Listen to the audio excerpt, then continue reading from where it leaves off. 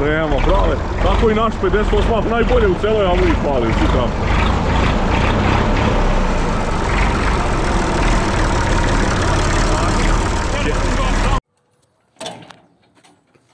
Pozdrav kolega, jeste čuli za proteste poljoprivrednika?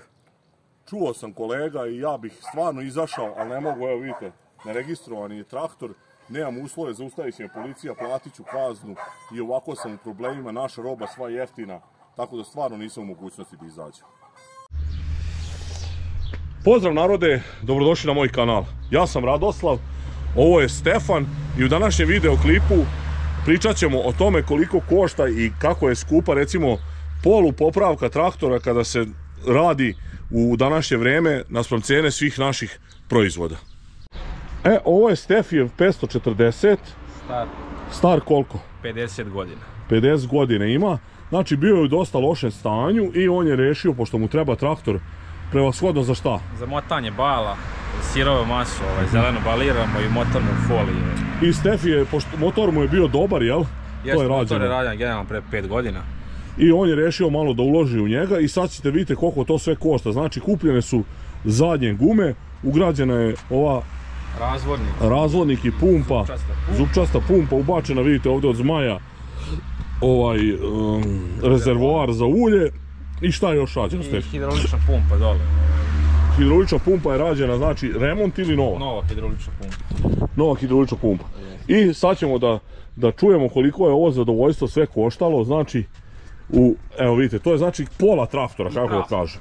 I trap je rađen, vidite, trap je rađen, vidi se da je novo, vidim da je rađena i ova centralna čaura, da, okej.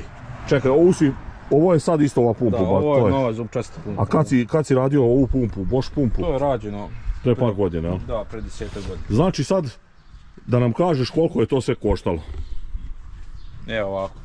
Gume su 11-ke, 53.000 dinara, zupčasta pumpa sa ovim razvodnikom i 2 para izvoda i trapom je koštala 150.000 dinara, znači trap, zupčasta pumpa i razvodnik i dole hidraulična pumpa sa uljem i sve što ide uz to, 63.000. Tako da sam dao sad za ovo što se skoro ne vidi. Poluremont, 270.000 skoro dinara. Dobro, znači sada si još uradio haubu, kabinu ili onaj bilo šta onu. Samo bi stavili ovaj ram, da može dobro. Tehnički. Auspuh.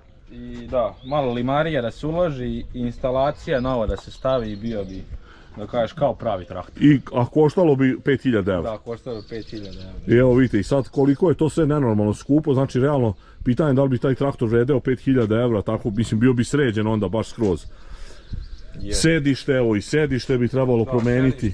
Trebalo bi ima u kućištu volana, ima malo lufta, ali to ako stavimo ovo indijsko đubre ili nešto, to neće trajati 3 mjeseca, tako da ovo staro je možda bolje dok ne budemo stavili hidraulični volan, ako bude bilo novac. Da, eto, ako ima nekih interesenata da žele da učestvuju u sređivanju ovog traktora, da budu kao sponzori, da se uradi hidraulični volan ili neki majstor hoće da se reklamira, da uradi kod Stefije, ja ću to snimiti i predstaviti na mom kanalu, možete se slobodno javiti. Inače, šta me još interesuje, Stefi, nemaš pojma otprilike koliko ima sati traktora, ali ima sigurno 15-20.000, da? Traktor, da, zakucao je sad pre 20 godina na 5.000 sati. Da, pa znači nije radio, ali...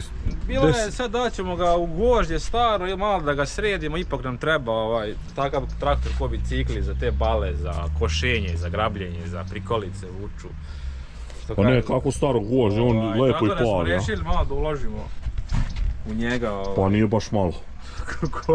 Koji dina, a ima još da se ulaže. Čekaj, hidraulik je ovako dobar.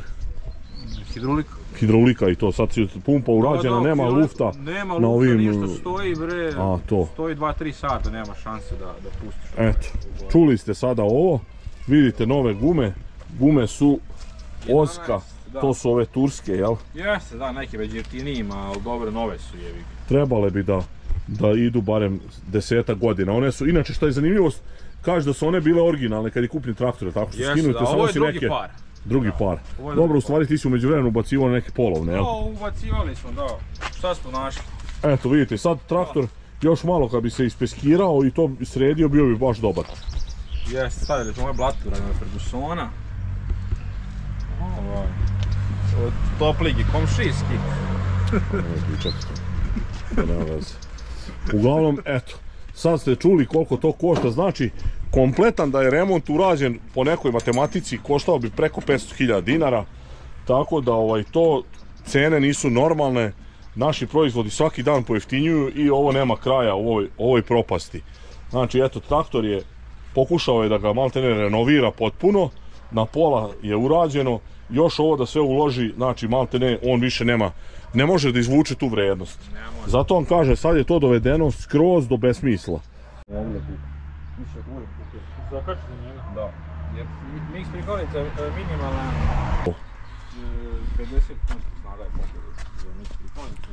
Čekaj, ono što si imao onaj izlaz, to si zaslepio, jel tako? To je to. Što si imao crevu. Koje? Pa staro, jedan onaj što je bio išao samo ovdje, tako? Ne, to nisam nikad imao. A nisi imao? Nisam imao. Aha, dobro. Znači sad Stefane, pošto je ovaj traktor popravljen, mislim, možeš sada njega da se osloniš, da računaš, u kojim radovima planiraš da ga iskoristiš? Najviše nam treba da, kažem, rekao sam već da motamo bale s njim u foliju i probat ćemo da zakačimo presu, pošto je presa letva, lanac, ova manja, pa da vidimo da li će moći da vuče, ali trebalo bi da može da vuče i da nosi to, pošto imamo sad hidraulički dva para izvoda pa će moći da otvara lepo vrata nazad i sve. I za ove lake radove, za košenje, grabljenje, da prevuče prikolicu neku nešto i... Znači uglavnom samo za lake radove i misliš da bi trebalo duže vremena tako da služi. Pa...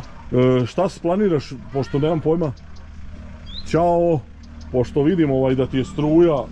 Da, planiram i struju da mu radimo. Svetla, jel misliš to da uradiš? Da, planiram da uradimo i struju zbog saobraćaja, da ima svetla i rotacije, to sve osnovno. Da mu stavimo i već smo rekli limariju malo, da mu sredimo i kažem, to je bilo to. Pa da, ne vredi ni previše ulagati kada realno nema računa, ali dobro, treba će ti taj traktor. Treba mi traktor svakako za te radove lake i to. Ništa, evo, čuli ste Stefana za šta će koristiti traktor, još malo da obiđemo. Mislim, on je dosta ovako, ova limarija gadno izgleda, ali vidi se da traktor nije u stvari loš, nema tu ni nešto da curi, da to, kad se on opere i malo kad bi se ulickao i kad bi zamenio ovu limariju, bio bi to traktor odličan.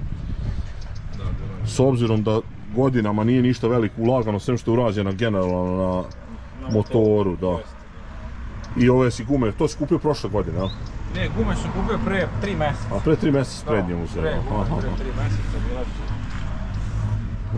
se raspale. Evo vidite oske ove. Dobro je, nemamo ovdje lufta. Odlično.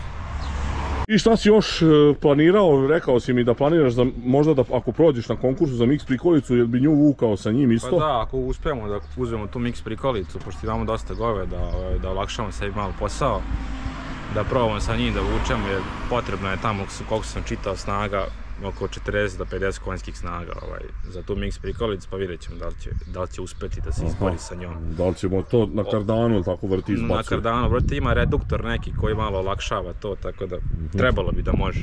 Sad nećemo ubacivati cijele bale i ono sve to već preterano. Čekaj, ako ne budeš mogu onda moraš s Rusom, jel? Pa ako ne bude mogu onda moramo sa Rusom to vrteti, ali prepolovimo balu na pola, pa onda malo po malo ubacujemo, pa mislim da će onda moći da vrtiš. Ok, važi Stefi i u svakom slučaju sretno sa kupovinom nove mašine. I nek te dobro služi i da zaradi novi i veći i bolji. Daći Bog. Sjeraj!